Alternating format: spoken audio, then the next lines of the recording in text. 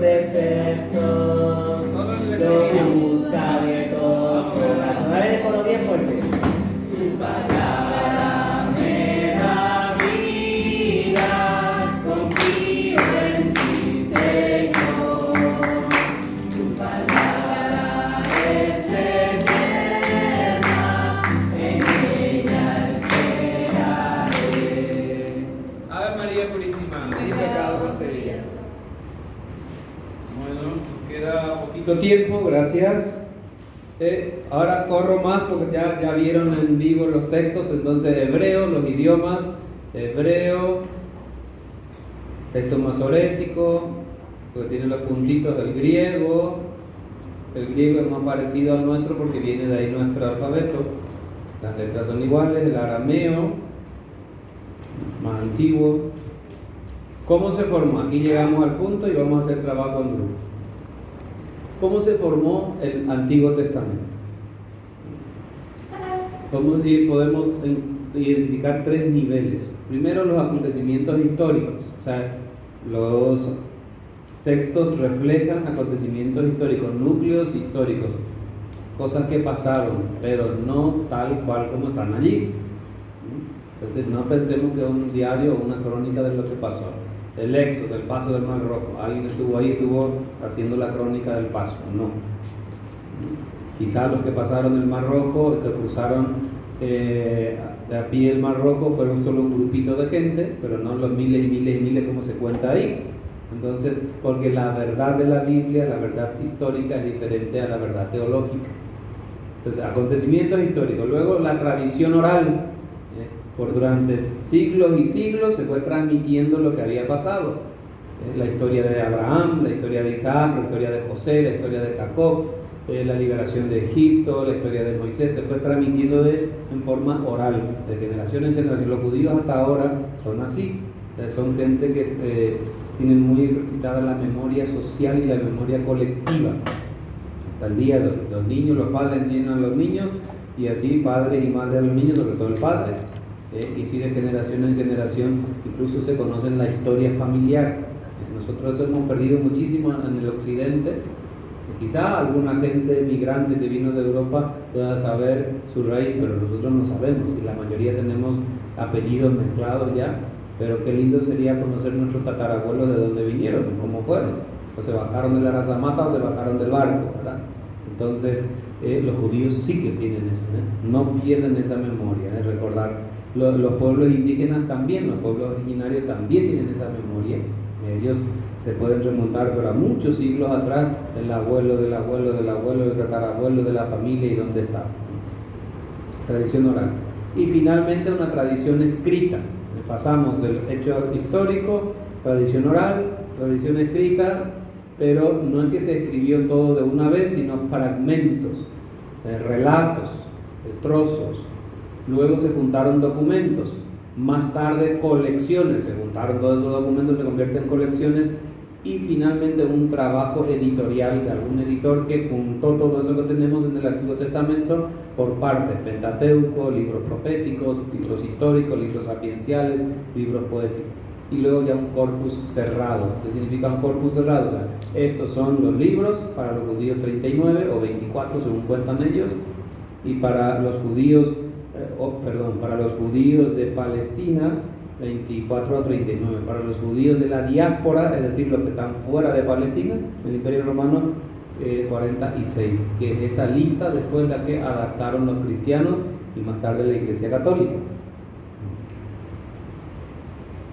¿Cómo se formó el Nuevo Testamento? Parecido, pero un poco más complicado, aunque es más breve. Fíjense, tenemos un acontecimiento histórico.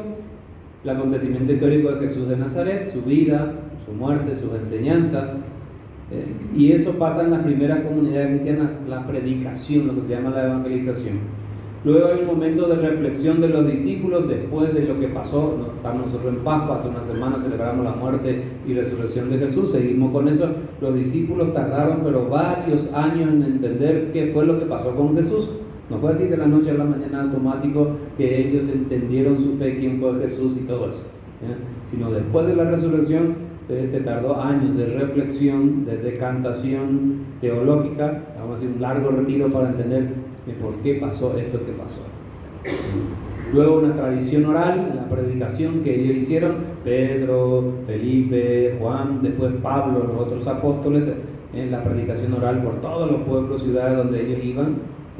Finalmente una tradición escrita, fragmentos, por ejemplo, había trozos de alguna parábola de Jesús, algún discurso de Jesús, algunos milagros o las bienaventuranzas o el Padre Nuestro, así trozos de tradición escrita, y finalmente se llegó a cuajar en libros, en evangelios, Mateo, Marcos, Lucas, Juan, Hechos de los Apóstoles. Todo ese proceso, y eso duró más o menos un siglo. Fue mucho más rápido que el Antiguo Testamento, pero mucho más complejo en cuanto a su composición. Entonces ahí tenemos evangelios, hechos, cartas. Los evangelios no son los primeros escritos, las cartas de Pablo son los primeros escritos del Nuevo Testamento.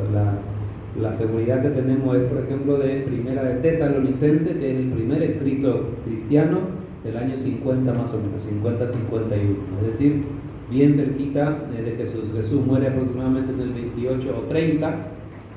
Jesús no tenía 33 años cuando murió, tenía más que eso, 34 o 36 años. Eso hay evidencia histórica de sobra. Otro día vamos a hablar del Jesús histórico. Entonces no tenía esos años que eso se nos dijo.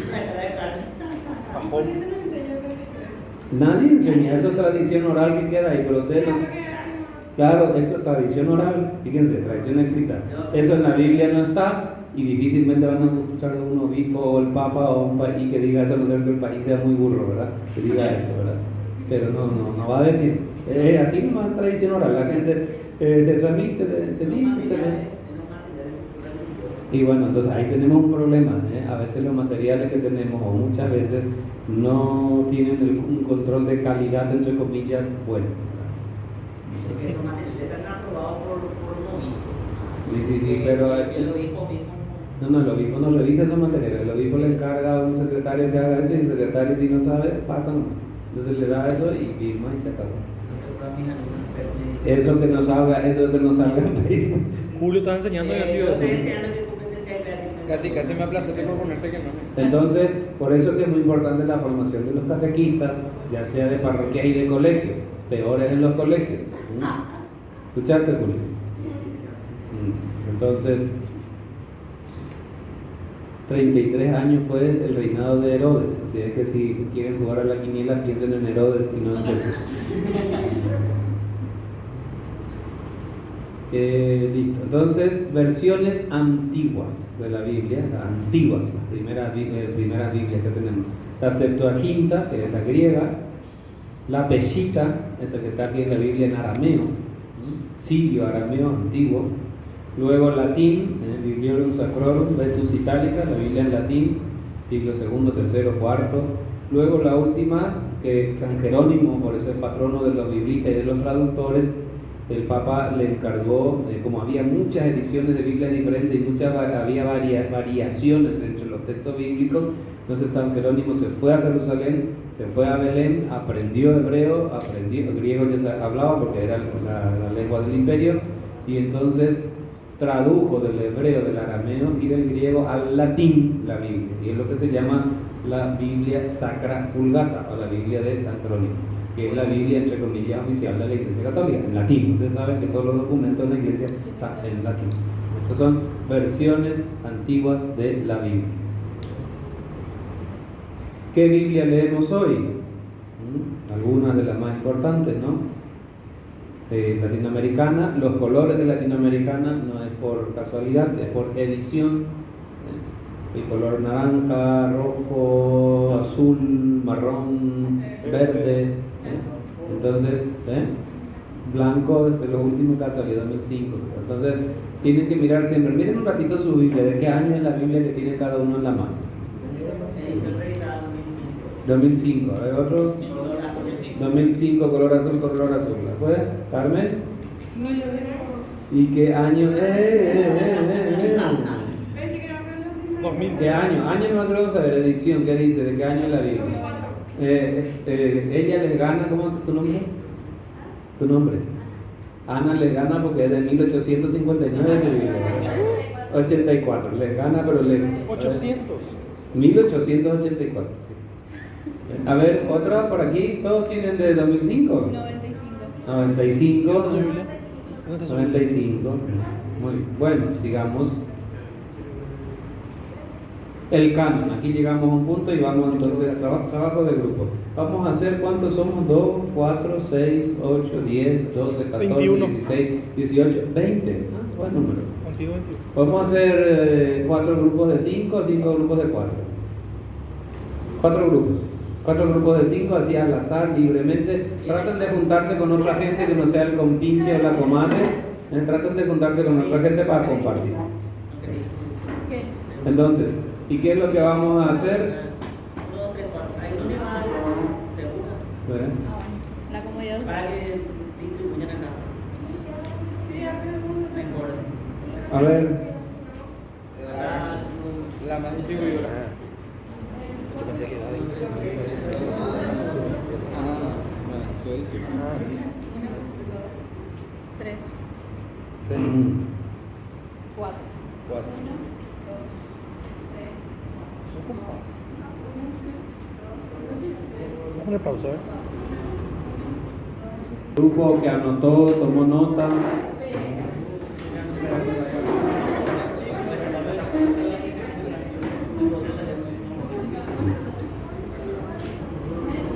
Como Junior se estaba tocando la panza durante todo. Oye, ¿sí le pasa?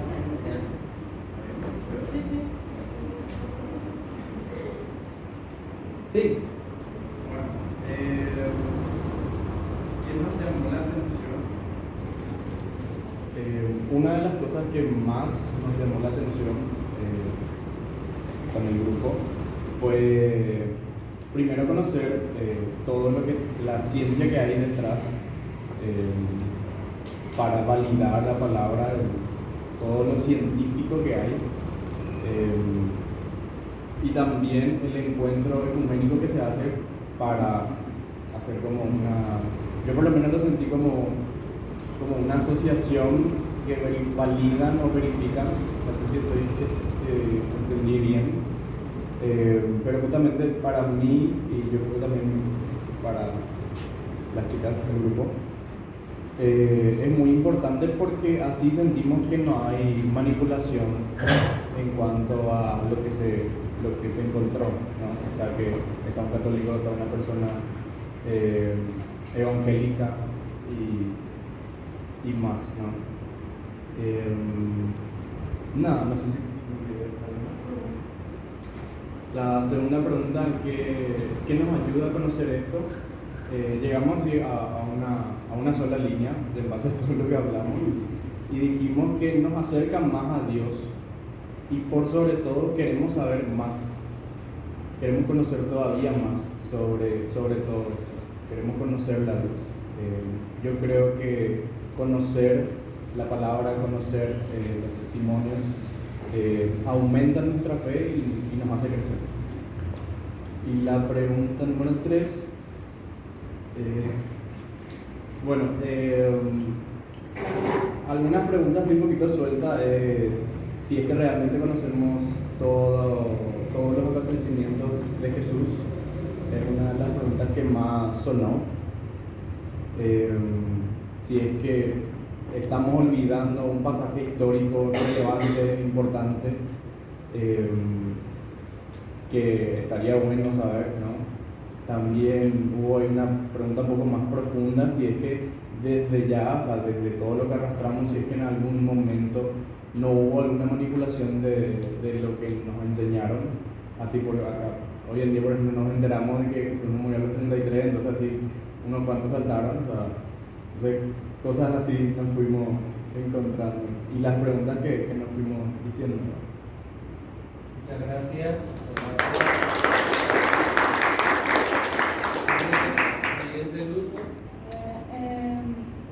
Lo que más a nosotros nos llamó la atención fue prácticamente casi todo, ¿verdad? O sea, nosotros salimos muy sorprendidos más que nada, ¿verdad?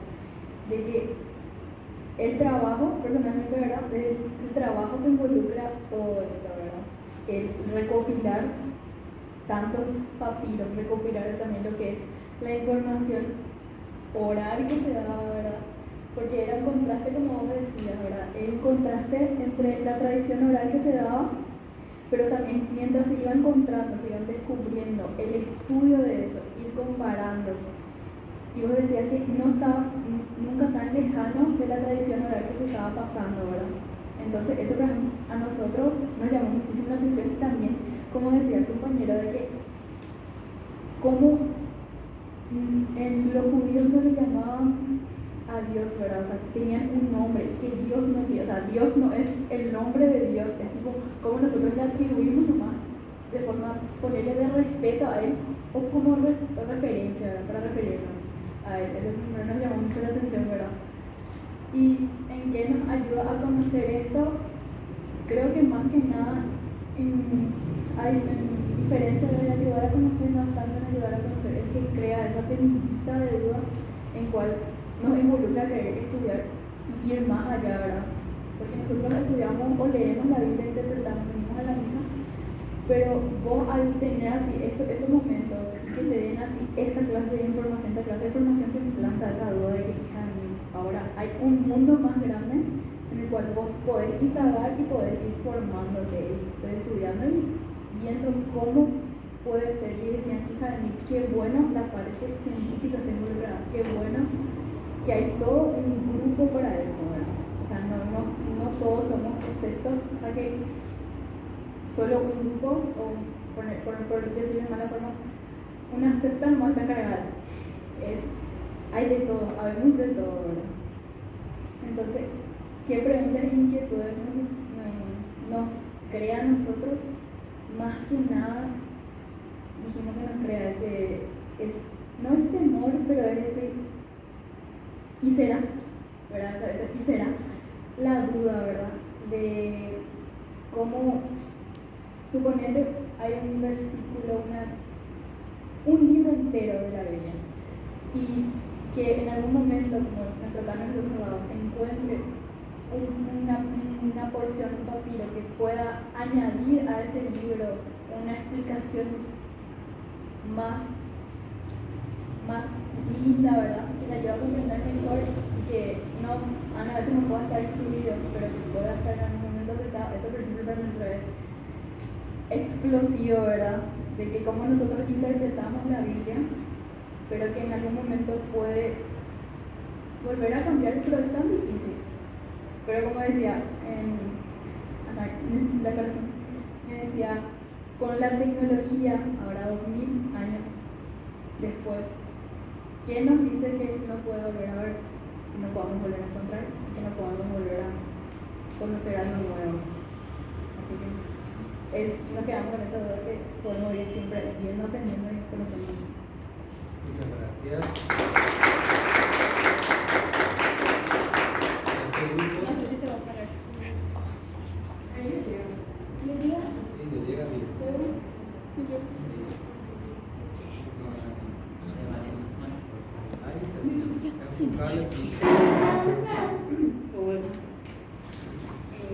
nosotros somos el grupo 3.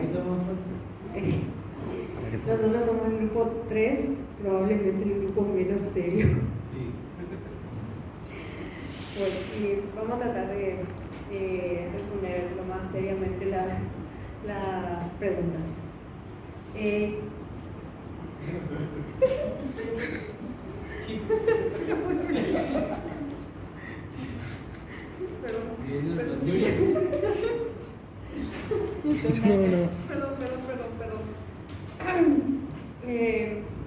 ¿Qué nos llamó más la atención? Las diferentes variedades de la Biblia, así que no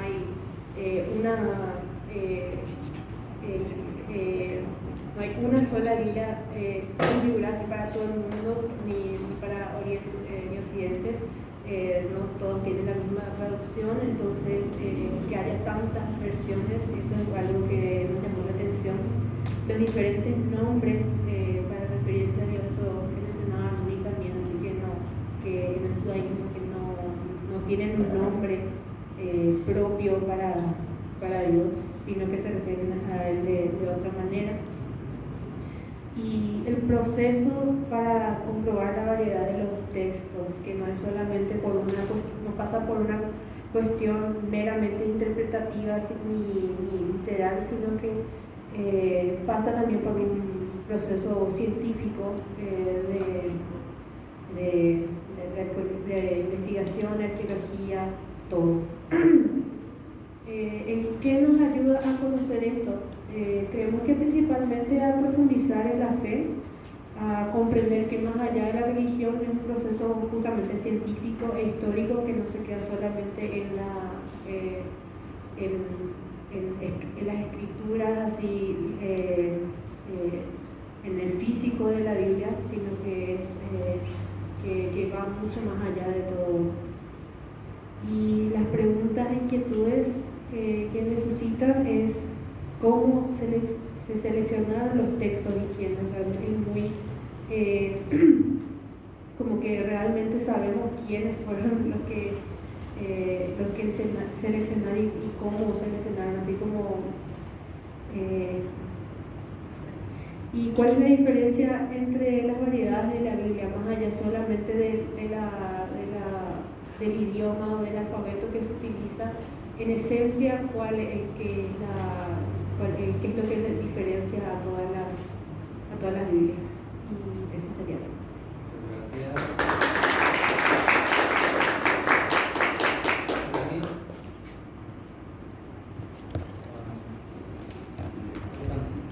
Alcanza. Bueno, la primera pregunta que nos llamó la atención, ¿verdad? Como grupo realmente creo que nos llamaron la atención bastantes cosas similares, pero bueno, destaca bastante lo de la Biblia hebrea, por ejemplo, ¿verdad? Dijimos, ya, una Biblia que se lee al revés de cómo leemos normalmente, increíble, ¿verdad? Yo, por ejemplo, la primera vez que vi yo no sabía de la existencia de esa Biblia, la verdad, y me sorprendió bastante ver abrir al revés, leer, por más que no haya entendido mucho, pero bueno, nos llamó la atención eso, también que haya sido el primer libro, es la carta de Pablo. Bueno, hay muchas cosas, por ejemplo también a la que murió Jesús, ¿verdad?, que se nos enseñan así y después descubrimos que había sido de otra forma. También nos llamó la atención eso. Nos llamó la atención la estructura, la preparación, el estudio y la investigación que se lleva a cabo para justamente dar validez a las cosas que se encuentran, ¿verdad?, de todo lo que creemos, ¿verdad?, todas nuestras bases, todo lo que se encuentra, todo lo que hay de nuevo.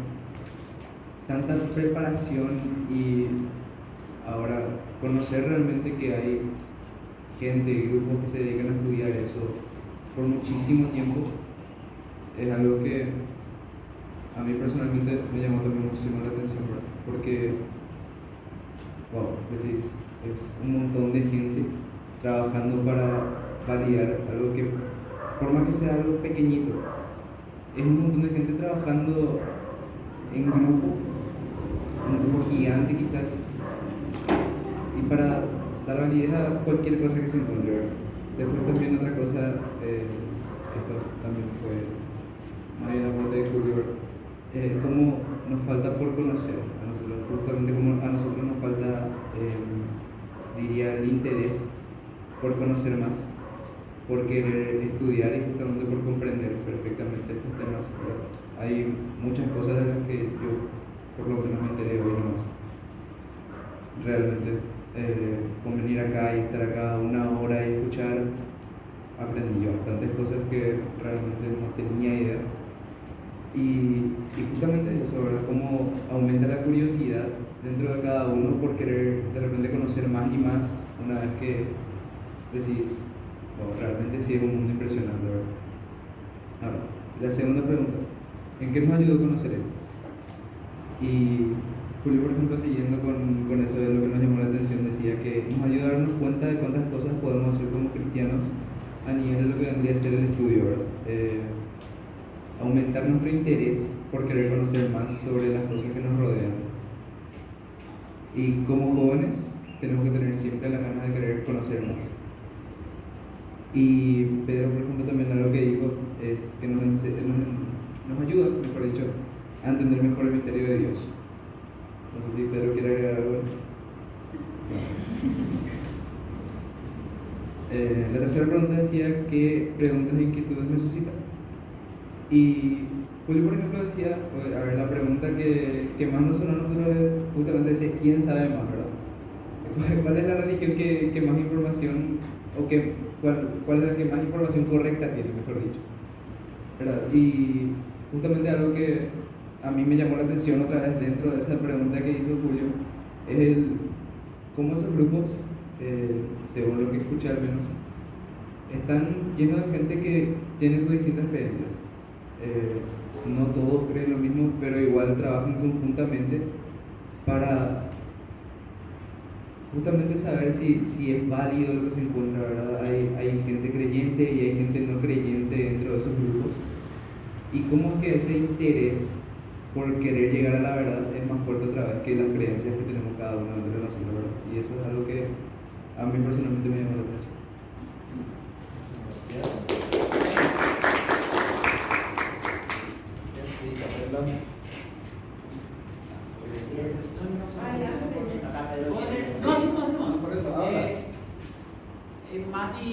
Mati dijo, Matatías. algo que vos hace rato mencionaste, que para mí es clave, ¿verdad?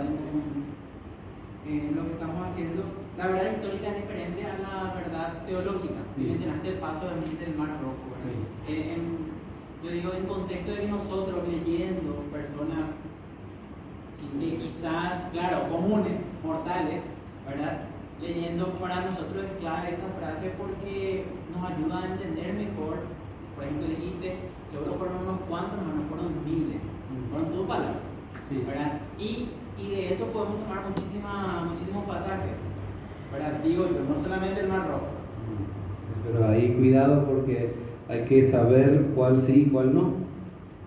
Para eso hay que estudiar únicamente. Sí. Pero es así. Sí, respondo un par de preguntas y seguimos. Ave María Purísima. Sin pecado concebido. Agradezco la devolución, el interés. Yo creo que hay cosas comunes que salieron, pero hay algunas cuestiones que necesitamos ajustar. Primero, no es que hay muchas versiones de la Biblia para todo el mundo y diferente y que no hay un texto para todo el mundo. No. Lo que hay son traducciones distintas según las lenguas y las culturas. Pero ¿de dónde se sacan? Se sacan de estos dos, para todo el mundo, hebreo y griego. Entonces de aquí se sacan las traducciones y parte arameo, porque el arameo también está metido aquí en el hebreo. Entonces eso es la fuente de donde se sacan las traducciones de todas las lenguas del mundo, están aquí. Entonces las diferencias, ¿dónde están? En las traducciones. Los equipos de traductores normalmente son muy buenos, son especialistas, a veces no tanto, pero hoy en día con el avance científico que tenemos y los estudios que tenemos hay mucha más garantía de eso. Entonces, incluso la Biblia en guaraní que tenemos está sacado del griego y del hebreo. Eso es lo que se hizo aquí. Eso en primer lugar. Preguntaba al grupo de María Paz, digamos, ¿cuál era ¿cómo y quiénes decidieron? Sí. Entonces, eso se llama justamente, aquí tenemos los temas pendientes que nos quedan en ABC de la Biblia, ¿sí? Porque esto da para rato. Entonces, y eso justamente entra en la cuestión inspiración, revelación y verdad de la Biblia. Estos ya son temas teológicos y magisterio de la Iglesia. Luego viene el tema de la tradición y la Sagrada Escritura, es decir, ¿quiénes decidieron por qué estos libros, estos 73 sí y el resto no? ¿O solo estos 4 evangelios y no los 100 y tantos evangelios que circulaban por ahí? Entonces fue la tradición. ¿Y la tradición qué significa? La tradición es la enseñanza oral del mensaje de Jesús que se transmitió de boca en boca, de persona en persona, de comunidad en comunidad, en las primeras comunidades cristianas, que más tarde, a finales del siglo I, se llamarán cristianos, pero al principio eran judíos, eran secta judía, porque nació del judaísmo. Jesús y sus discípulos son judíos. Después de la guerra del 70, de la destrucción del templo de Jerusalén, empieza paulatinamente a separarse el grupo de Jesús del grupo judío oficial, porque el grupo judío oficial se tiene que reinventar porque desapareció el templo, desapareció el culto y desaparecieron los sacerdotes. Y quedó ahí el rabinismo, ahí va a surgir el rabinismo del fariseísmo. Entonces, y se va a separar el grupo de los cristianos, o sea, los nazarenos, y los judíos, ¿no? Entonces, va a ser este grupo en esa época. Entonces, primera generación de cristianos, 30 al 70. Jesús muere alrededor del año 30, 28, 30. ¿Y por qué se sabe eso? Hay datos científicos, datos astronómicos, datos de calendario y datos históricos. Los dos únicos años en que hubo luna llena, es decir, que hubo Shabbat, hubo sábado, Pascua, el 14 de Nisan, fue el año 28 o el año 30.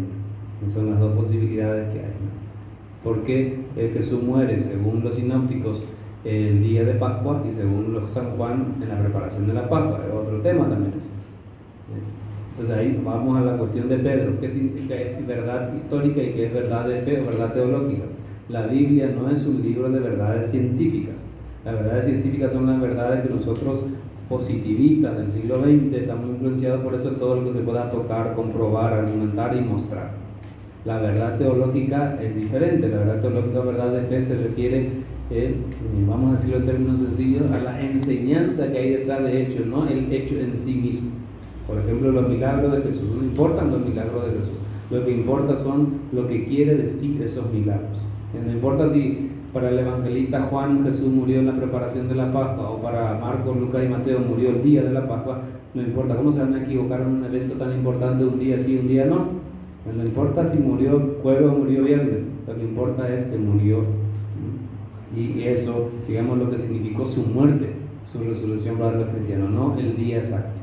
Por cuestiones de calendario, ¿no? No importa si fueron 12 discípulos, fueron 72.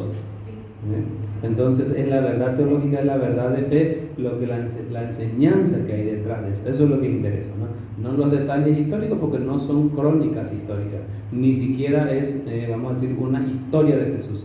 Por eso el Evangelio solo recoge, por aquí decían, si hay algún evento importante que deberíamos saber, solo recoge las enseñanzas y las palabras de la vida de Jesús que las comunidades consideraron que eran relevantes e importantes para la salvación. Y muchas otras cosas quedaron en el olvido. Por ejemplo, ¿qué pasó de Jesús niño hasta los 30 años? Lo que se llama la vida oculta de Jesús. No sabemos nada. Y no era importante, seguramente. Sí fue importante solo 1 año y medio o 2 años del ministerio de Jesús, lo que hizo y lo que dijo. Fue cortito, 1 año o 3 años también. Muy corto tiempo para lo que Jesús hizo, predicó y terminó muriendo en la cruz de una forma atroz, como morían los terroristas del Imperio Romano. Esa era la crucifixión, ¿no? Era una muerte deshonrosa y humillante. Jesús, humanamente hablando, para sus discípulos, fracasó en la cruz. Y esto es a veces fuerte escuchar así, porque eso no escuchamos en la iglesia ni en la homilía, a no ser que se prepare bien, ¿no? Jesús fracasó. Y los discípulos tuvieron que hacer toda una relectura, como hoy en día podemos llamar relectura psicológica, existencial, espiritual. ¿Qué miércoles fue lo que pasó con nuestro maestro? ¿Por qué terminó así en la cruz? Y eso duró años para los discípulos entender. Y la fuerza de la resurrección y la venida del Espíritu Santo en Pentecostés inició ese proceso de comprender qué fue lo que pasó. Y así, a partir de ahí, entonces, una generación después, o sea, a partir del año 70 al 110, se escribieron los evangelios. O sea, los evangelios se escriben en la segunda generación por personas anónimas, ya después de haber llovido mucho sobre el acontecimiento de Jesús, por lo menos 40, 50 años después. Entonces ya se pensó, se repensó, se resignificó y se entendió qué quiso decir sus palabras, qué quiso decir sus obras, qué quiso decir su enseñanza, por qué se comportó así, por qué dijo lo que dijo. O sea, ya está repensado. No es una crónica. Por eso los evangelios, hablando estricta y técnicamente, son narraciones reinterpretadas y teologizadas. Se dice así en el lenguaje técnico, ¿no? Narraciones reinterpretadas y teologizadas. Lo mismo nos pasa hoy en día con todos los acontecimientos, solo que no somos conscientes. Por ejemplo, vamos al psicólogo, hacemos terapia, y empezamos a ver nuestra historia, lo que pasó en la niñez y lo que pasó en la adolescencia con la familia. Somos adultos, no entendemos por qué tenemos estos problemas, estos líos, y el psicólogo nos ayuda a dar unas luces, un clic ahí, y entendemos lo que nos pasó. Resignificamos el pasado para entender el presente y así hacer que el presente sea mejor. Es lo mismo que pasó con Jesús y los discípulos. ¿Por qué todos los discípulos varones le fallaron a Jesús? Solamente se quedaron las mujeres, como siempre pasa en la historia, ¿no? Las mujeres quedan ahí hasta el último, pues los varones huyeron todo. ¿Por qué? Entre otras cosas, porque si le mataban al jefe, iban a matar también a sus seguidores, porque así pasaba. Eso, entonces, la garantía que tenemos de fe es muy importante, porque nosotros no creemos cualquier cosa, no creemos en digamos, no somos terraplanistas o no creemos en ovni ni nada de esas cosas, creemos en cosas razonables. Santo Tomás de Aquino, nuestro hermano, dice que la fe, si la fe no fuera razonable, él no creería. Es decir, creemos, la fe no significa que se pueda explicar todo, pero lo poco o mucho que podamos explicar tiene que ser razonable, porque si no es razonable, entonces no es fe. Entonces es otra cosa, es magia, es otra cosa, pero fe no es. Por eso es razonable, entendible, por eso se estudia. Entonces tenemos la garantía de que los textos canónicos, se llaman así los que tenemos, que la tradición de la iglesia fue lo que aceptó eso. Vamos a suponer un ejemplo. Carmen escribe el Evangelio de María Magdalena y le envía a la comunidad aquí de Julio, y la comunidad de Julio lee el Evangelio de María Magdalena y dice, pero estas cosas no coinciden con lo que nos dijeron de Jesús, estos datos no estamos de acuerdo, no es lo que nos transmitieron. Entonces la comunidad de Julio dice, rechazado. Y así va circulando, entonces varias comunidades van rechazando. Son las comunidades, no es la jerarquía de la iglesia. Después la jerarquía de la iglesia, el Papa y los obispos en un concilio en Trento, 1540, siglo XVI, va a refrendarnos más ya eso. Pero fueron las comunidades las que fueron decidiendo decir, no, esto no coincide con lo que me contaron. Ejemplo, vamos a suponer que estos días salga en las redes sociales algún mensaje, una carta cañí de Fray Edgar que le escribió no sé a quién. Y entonces los que me conocen bien van a decir, no, Fray no es así, él no escribe así, él no piensa así, no, él no es así. Por más que pueda hacer disparate, pero él no piensa así ni escribe así. Entonces, ¿qué significa eso? Que eso que puede salir es una cosa falsa, que no corresponde con la idea que nosotros tenemos de Fray. ¿Se entiende? Lo mismo con Jesús. Se escribieron un montón de cosas y muchos disparates sobre Jesús de Nazaret. Entre esas cosas, por ejemplo, una muy fuerte, se me están durmiendo, una muy fuerte, y les dejo con esta bomba para que se vaya Carmencita a dormir tranquila. Jesús para los judíos es hijo de prostitución, porque es de madre soltera y padre desconocido. Y eso es fuerte, porque nosotros mismos eso decimos que José no es el papá de Jesús. Nosotros mismos decimos eso, pero lo reinterpretamos con el tema del Espíritu Santo. Pero para los judíos eso no, ni que Espíritu Santo ni que nada. María tuvo aventura por ahí y ya está. Eso está registrado en los textos rabínicos de los judíos. Entonces eso es bueno saber. Además, porque por varias razones, pero entre otras cosas, porque como del judaísmo se desprendió el cristianismo, entonces cuando hay dos grupos en pelea, entonces ¿qué hay que hacer? Hay que descalificar al enemigo, y la forma más sencilla y lógica de descalificar al enemigo en la antigüedad y también hoy es manchando la fama del líder o del jefe, y ya está. Jesús es el fundador de los nazarenos, de los cristianos. Bueno, ahí una Pepera pone el fundador que es hijo de una prostituta. Te vamos a volver, listo, ya. Así simple, ¿no? Y el cristianismo por eso tiene que luchar contra toda esa mentira. El otro día leímos Mateo, ¿se acuerdan del Evangelio de Mateo del domingo? Que los fariseos y los sacerdotes pagaron a los soldados para decir que los discípulos robaron el cuerpo. Y eso hasta ahora también está, porque no se puede entender lo de la resurrección. Entonces dice, hasta hoy en día los judíos dicen eso. Entonces, porque ya empezaba a haber problemas en la comunidad entre los judíos tradicionales y los judíos nazarenos, los seguidores de Jesús. Entonces, chisme va, chisme viene, difamación va, difamación viene, porque también los cristianos, los amigos de Jesús y los seguidores de Jesús le culpaban a los judíos y decían, ustedes le mataron, por culpa de ustedes. Y así tira bombas de un lado y de otro lado.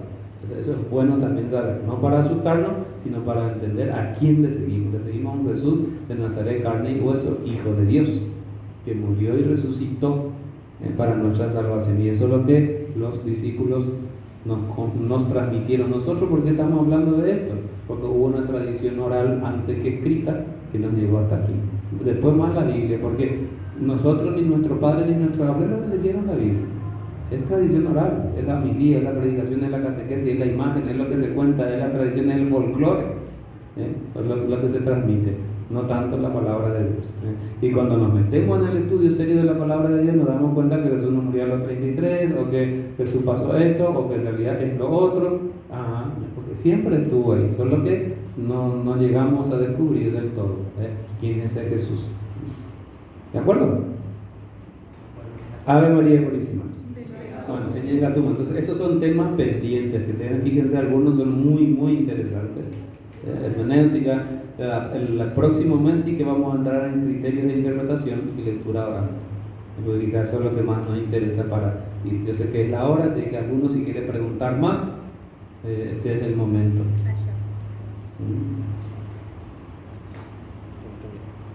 ¿No? Ya Carmen no va a rezar más esta noche.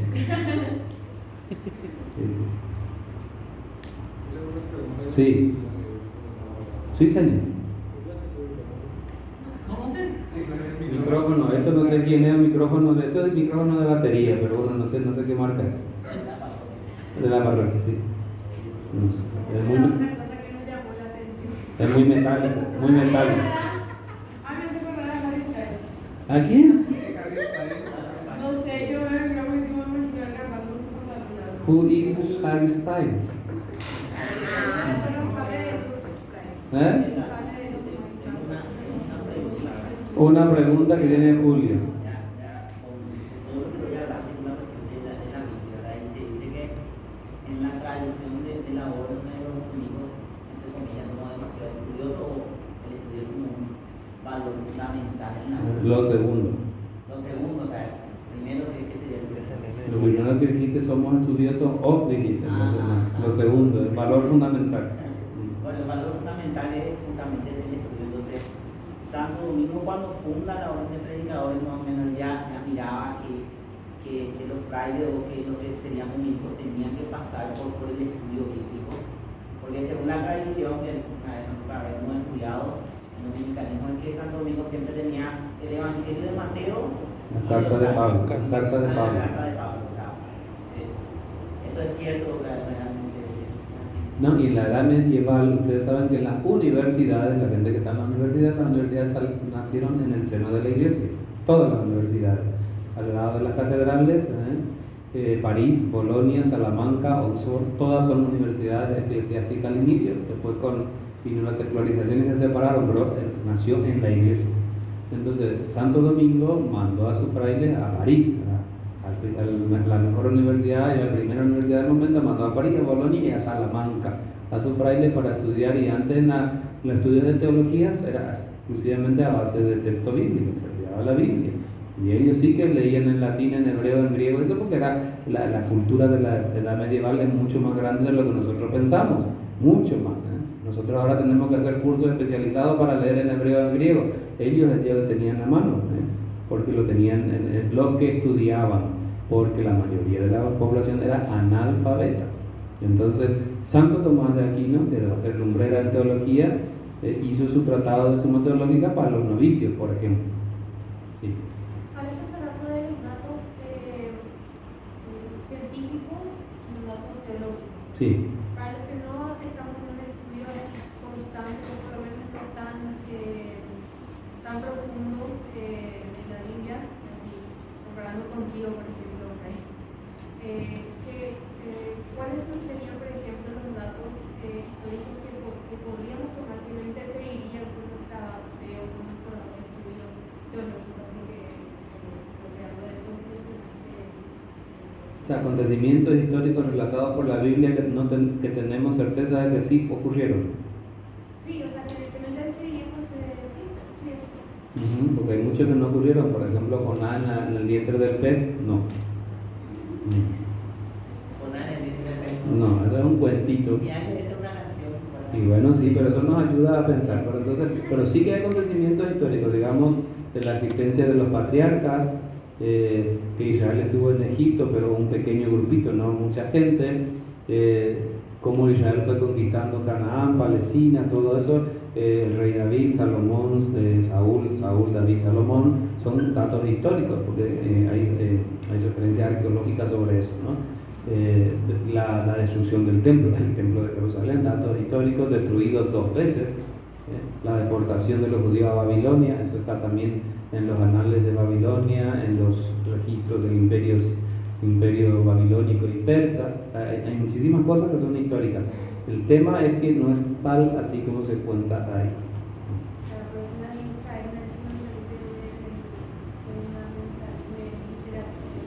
Claro, literalismo y fundamentalismo cuando si la Biblia dice que cruzaron el Mar Rojo y cruzaron el Mar Rojo así como en las películas que nos muestran así, entonces es así, ¿no? Eso no fue así. Entonces, eso. ¿Qué más podemos decir de así? Otra cosa que puede sonar un poco fuerte. La ciudad de Jericó. Josué que 7 vueltas alrededor de la ciudad de Jericó, el cerco de Jericó. Eso no es histórico, porque cuando Josué y los judíos llegaron a Jericó ya llevaba 1000 años que Jericó estaba destruido. Entonces eso no es dato histórico, eso se utiliza ese dato para mostrar otro hecho del mensaje, pero no de que por dar 7 vueltas se cayó la muralla. Eso no es histórico. Listo. Por aquí, No, hay que cantar con los niños y con los chicos y también, pero hay que saber simplemente eso, no es que ahora no vamos a hacer nada más de eso, ¿verdad? Una pregunta respecto a la bíblica, ¿verdad? ¿Por qué cuando Edgar se dio esa diferencia, hermano, esa diferencia entre los cristianos católicos y evangélicos que estudian más la Biblia? O sea, porque ellos tienen porque en su cultura más estudio bíblico que nosotros. A este grupo le interesaba quién sabe más. Y lamento decirte que no importa quién sabe más, ¿no? Porque no se trata de quién sabe más, sino de quién vive más. Porque yo puedo tener la cabeza así de conocimiento, pero si yo no vivo no me sirve. Ahora, dicho esto, vamos a decir lo otro, ¿no? Los evangélicos llevan por lo menos 500 años, los protestantes leyendo la Biblia, porque Lutero eso fue lo que hizo, que todo protestante tenga su Biblia y lea su Biblia y la libre interpretación. Que le trajo todos los líos, ya en vida se empezaron a dividir las iglesias. La iglesia católica, en contra de lo que hizo Lutero, entonces la Biblia solo se reservó al clero y estaba en latín, la gente era analfabeta y no leía. Entonces tendremos que esperar al siglo XX y sobre todo después del Vaticano II, en 1965-70, para que nosotros podamos tener Biblia en nuestras manos. O sea que hace 50 años los católicos estamos leyendo la Biblia, si leemos la Biblia. Entonces por eso nosotros estamos, en cuanto a formación bíblica, estamos ahí todavía en los inicios, ¿no? En cuanto a formación bíblica. Ahora, en el mundo profesional, académico, hoy en día un católico que tiene un buen estudio bíblico, nivel de Biblia de curso de doctorado, no tiene nada que envidiar ni menos que otro evangélico así, y viceversa. Hay evangélicos que no estudian también y hay pastores que nada, entonces, y habrá también sacerdotes y obispos que sí estudiaron. ¿Cuáles son los centros más importantes donde se estudia Biblia a nivel ecuménico y científico y de fe, por supuesto, ¿no? Cada uno con su fe? En Roma, en el bíblico, ¿no? En Jerusalén con los dominicos, o sea, con nosotros, con los franciscanos, son los 2 lugares. Y después en todas las facultades pontificias que hay en América Latina y en Europa, en España también, Salamanca, donde yo estuve. Pero esos son los grandes centros. Todo biblista tiene que pasar alguna vez por Jerusalén y por Roma, en la biblioteca, investigando y haciendo cursos para que pueda llegar a ese nivel. Entonces de eso nosotros un poquito estamos lejos, tenemos que dar el salto. Hoy en día ya tenemos más gente así, ya tenemos. Y hablando de eso, si quieren escuchar algo realmente académico, les invito el martes 26 a las 12 en el lanzamiento del libro en la Universidad Católica, ahí en el rectorado, al lado de la catedral, en donde se va a presentar mi tesis doctoral sobre Lucas, y va a presentar un profesor de España, que fue mi director, va a presentar del Verbo Divino de España y un profesor aquí de Paraguay, Padre César. Y ese sí que va a ser una conferencia de otro tipo, porque eso va a ser académico, ¿no? Si alguien quiere y puede y tiene tiempo, puede ir, o si no puede verlo en Facebook, para ver los niveles que hay de estudio. Ahí ya nos encontramos acá con ligas mayores, ¿verdad? Para estar, y yo agradezco muchísimo la oportunidad que me dio la orden, porque yo por mi cuenta no estudiaría esto. Estudié Biblia, hice estos estudios y estoy aquí gracias a la orden y a Santo Domingo. Que así sea. Que así sea.